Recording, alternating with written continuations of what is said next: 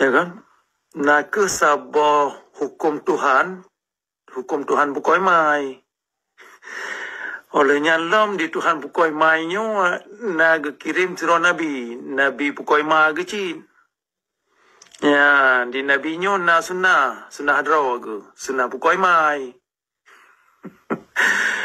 Olehnya lam ge wariskan sunnah bukoi mai nyo kepada ulama bukoi.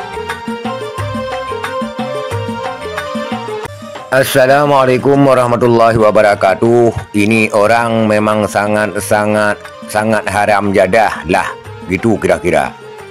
Ini orang sudah keterlaluan menghina Allah Ta'ala, menghina Nabi Muhammad sallallahu alaihi wasallam, dan juga menghina agama Islam, juga mencaci-caci syariat Islam. Sebenarnya ini orang Aceh, dan hinaan-hinaannya dilontarkan dalam bahasa Aceh dengan artian bahasa yang cukup kasar, saudara sekalian. Saya hanya ingin mempertanyakan pada responden di seluruh Indonesia, khususnya responden Aceh, siapakah orang ini? Siapakah nama orang ini dan di manakah orang ini? Tidak ada niat sebenarnya untuk mengekspos postingan ini, tetapi karena saya sangat jengkel dan sangat kesal, ketika saya buka TikTok, selalu orang ini muncul. Kadang sehari selang, 2 hari muncul lagi. Blokir yang satu, nanti muncul pada pengguna yang lain. Ini sangat keterlaluan.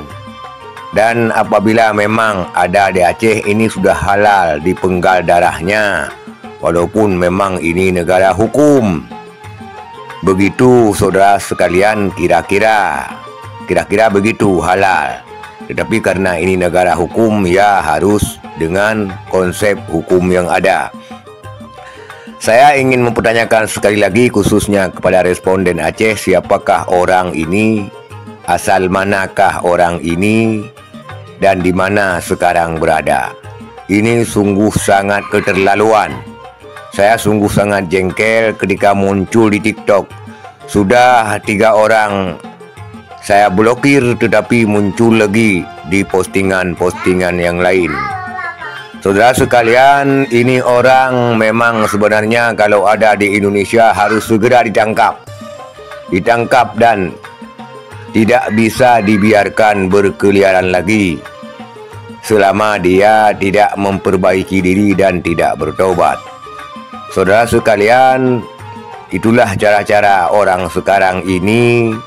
Entah karena ingin viral, ataupun ingin uang, ataupun ingin disawer oleh orang-orang yang beragama lain selain Islam, sehingga tega yang demikian. Padahal kata-katanya kalau kita dengar berdegup-degup jantung kita.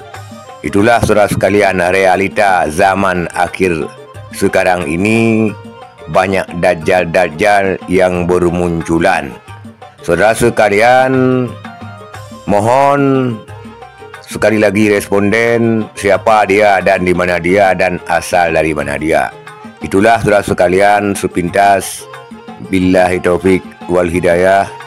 Wassalamualaikum warahmatullahi wabarakatuh.